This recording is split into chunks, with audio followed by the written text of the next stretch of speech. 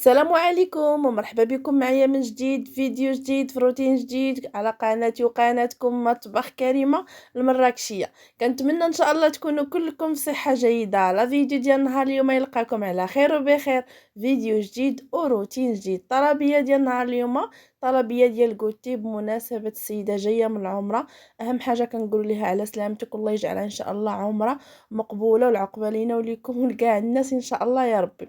وكنتمنى ان شاء الله لا فيديو ديالي يكون خفيف وظريف على القلوب ديالكم. غنتشارك معكم جوج ديال الكيك وحده بالتمر واللوز وحده بالكركاع ونواد كوكو اناناس. غنتشارك معكم الطريقه ديالي في القرص زوينه وكيجي فنفن، والطريقه ديالي في الملوي. وغادي نبداو على بركه الله.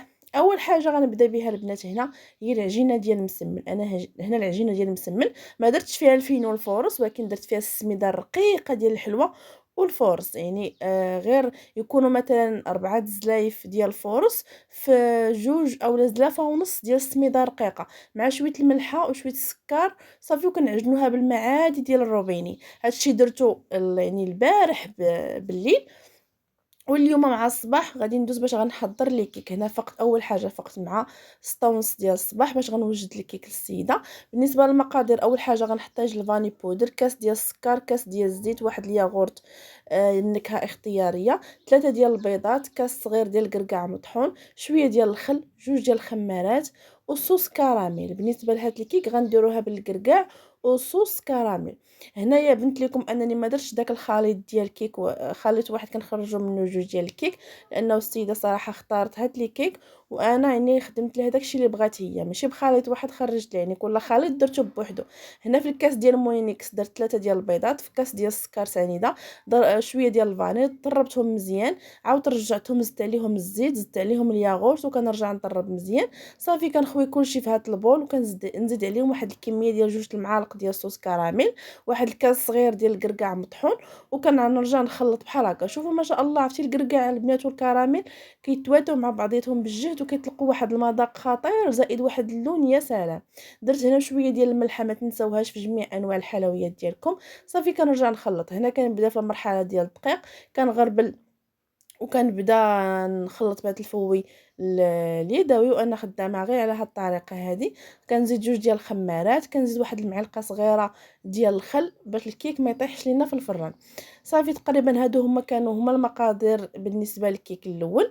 كناخذ المول اللي هو هذا، كندهنو بالزبده. هادو صراحه ماشي شي كرانيت حورين، ولكن انا خفت منه يعني تفاديا اي مشكل، بالخصوص الكوموند اللي كتكون خارجه يعني بنهار بنهارو.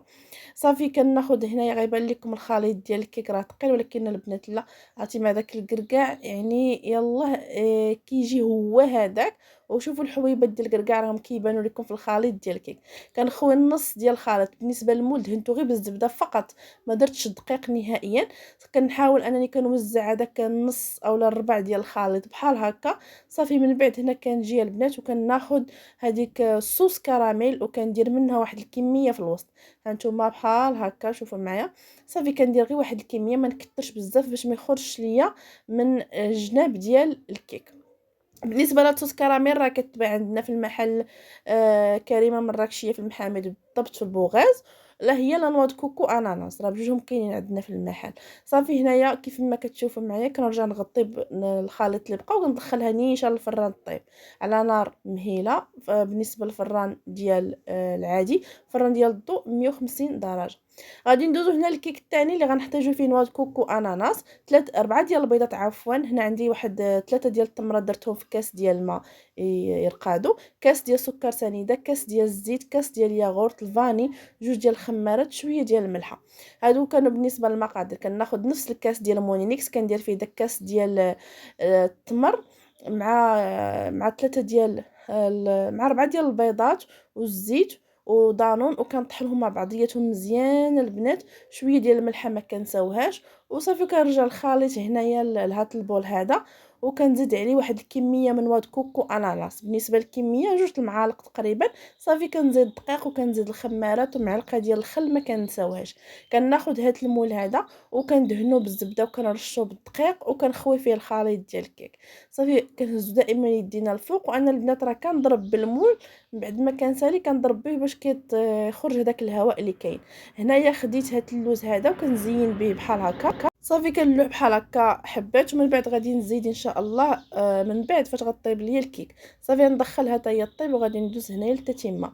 غادي ندوزو باش غنحضروا الكرص ديالنا. بالنسبه للكرص غنحتاج ليها البنات نص لتر ديال الحليب اللي خديته ودفيته. هنا في الكاس ديال مونينيكس عندي 3 ديال البيضات كاملين زائد بياض بيضه. الصفار كنخليوه للدهن. غنحتاج هنايا واحد معلقه كبيره ديال الخميره ديال الخبز اللي خديتها وخويتي على شويه ديال الحليب دافي، كنخلطها بحال هكا.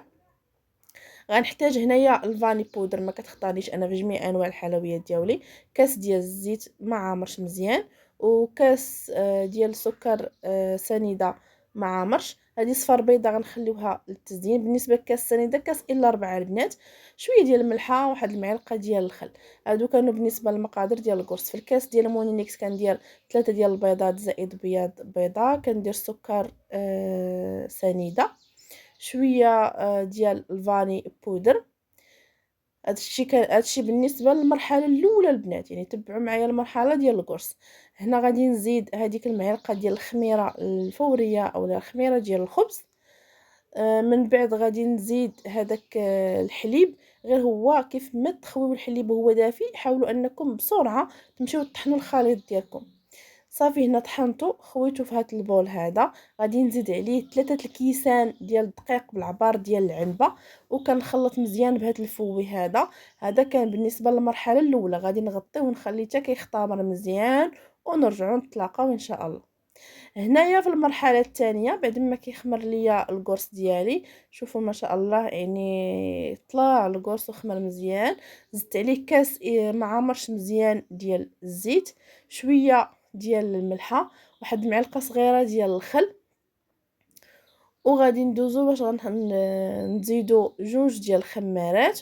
وغادي نبدا نزيد في الدقيق. يعني هاد المرحله هادي حتى هي راه مهمه بالنسبه للدقيق. هنايا غتبداو تزيدوا عينكم ميزانكم، غنقول لكم لا جوج كيسان لا ثلاثه، ولكن انا هنا اعتمدت انني نخدم بيديا. دائما في المرحله التاليه خدموا بيديكم وطربوا مزيان. شوفوا انا كيفاش كندير البنات، يعني كنطربوا مزيان مزيان بحال هكا وكنخدم. كنزيد في الدقيق وكنخدم، وانا كنخدم غير بهذه الطريقه هذه. ما كان يعني ما كنديرش ما كندلك ما والو، غير كنضرب صبعاني. من بعد ما درت الكميه المناسبه ديال الدقيق، زدت هنا النافع البلدي مطحون، وزدت البنات الزنجلان بكميه اللي تعجبكم. شوفوا معايا بحال هكا خصو العجينه تبقى كتلصق ليكم في اليد وكتلصق في المول، ما تخلوهاش قاصحه. غطوها بالسلوفان وخلوها حتى كتختمر مزيان مزيان. وهنايا بعد ما كتختمر ليا البنات شوفوا، يعني هذه هي بحال هكا خصها تكون. صافي من بعد ما كتختمر كندوزو للمرحله المواليه. هنا ضروري ندير يديا في شويه ديال الزيت، ما تكثروش الزيت، غير واحد شويه باش ما تشدش فيكم العجينه وهي كيف ما كتعرفوا جاريه. صافي كنبدا كنحيد. شوفوا معايا يعني راه كتلصق في الصبعان، يعني بحال هكا خصها تكون. ما تكونش لكم العجينه ديال القرص قاصحه، الا كانت قاصحه ما غاديش ينجح معكم القرص ديالكم. صافي هنا غنبدا نقسمهم كويرات. وبالنسبه للعبار البنات اللي غيسولوني على العبار، انا كندير فيهم البنات 60 غرام. هادو كندير فيهم 60 غرام. بالنسبه لهذا الخليط هذا راه خرج ليا البنات انايا 31 حب، 31 حبه بالعبار ديال 60 غرام في كل وحده. صافي هنا كنبدا نقج ونحط نقج ونحط. انا مولفه يعني عيني ميزاني، ولكن بالنسبه للبنات اللي باغيين العبار راه كنشاركو معاكم. صافي هنايا بعد ما كندير لهم بحال هكا كاملهم، غنحطهم في الطاوه اللي مفرشه بابي كويسون، ولا ماشي ضروري كاع، يعني ما غاديش يلصقوا لكم القرص ديالكم. وبعد ما كنعمر الطاوات بجوج كندوز للمرحله المواليه، هي كنبدا كنقرص فيهم بحال هكا. شوفوا معايا البنات بحال هكا كنبدا نقرصهم كاملهم. وهذه مرحله ضروريه باش ينجح معكم القرص ديالكم ويجيكم فشفش ويجيكم زوين. صافي بعد ما ندير لهم بحال هكا غادي نغطيهم بواحد المنديل، وغادي نخليهم حتى كيتضاعف لهم الحجم ديالهم وكيخمروا وكيبان لكم انهم طلعوا مزيان. صافي وكنرجع باش غادي نكمل لهم الطريقه ديالهم. بالنسبه لهذا الروتين هذا كيف قلت لكم انا بديتو تقريبا مع ديك 6:30 ديال الصباح بحال هكا، وكملته تقريبا مع 10. صافي هذا هو الخليط باش غندهن القرص. صفر بيضه مع شويه ديال القهوه سريع الذوبان مع جوج المعالق ديال صغار ديال الخل وشويه ديال الحليب. صافي كندهنهم وكنرشهم بالزنجلان وغندخلهم دابا يطيبوا بعد ما اختمروا. ايوا هنايا لاله غادي ندوزو للملوي، بقى لينا اخر حاجه بقات ليا هي الملوي. بالنسبه للملوي كندير في العباره البنات 126 غرام في كل وحده، البنات اللي كيبغيو العبار. عرفتي كنبدا نقطع، ولكن فاش كنتفكر البنات يقولوا لي العبار كنعاود نهز الميزان ونعبر. 126 غرام اللي كندير في كل وحده، كنقطعهم ونغطيهم بالسلوفان حتى كيرتاحوا. كنطلقهم بالزيت وكنرشهم على لا بالزبده مخلطه هي وشويه ديال الزيت وشويه ديال الفينو مع الخمارات. ايوا هو هذا المسمن، عرفتي راه كيجيو البنات رائع، واخا هو صراحه كيعذب. هذا اللي كيكون فيه السميده ماشي بحال الفينو، صراحه كيعذب بزاف. صافي كنشكلهم كلهم بحال هكا وكنحطهم حتى كنكملهم كاملين، وكنبدا كنطيب فيهم وكيجي واحد الملوي اللي حرش وزوين وما كيشربش لي دم بزاف، ماشي بحال ديال الفينو. وهذه هي النتيجه ديالو، كيجي واحد الملوي اللي غزال.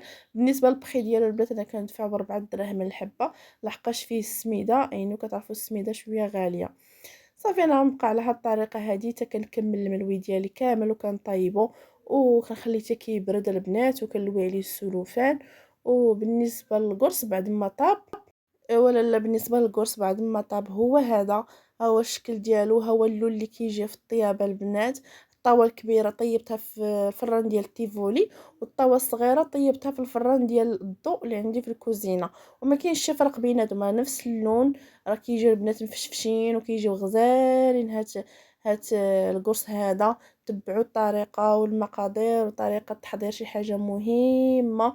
وانتم شوفوا ما شاء الله من الداخل كيفاش كيجيو. وهذا هو الشكل ديالهم النهائي. بالنسبه للثمن ديالهم كندفعوا مع البنات انا بدرهم ونص الحبه. بالنسبه للكيكه اللي درت فيها الكركاع كندفعها ب70 درهم، والكيكه الاخرى كندفعها ب80 درهم اللي فيهم نواد كوكو اناناس. بالنسبه للملوي كيف قلت لكم 4 دراهم الحبه. غادي نخليكم على خير وبخير.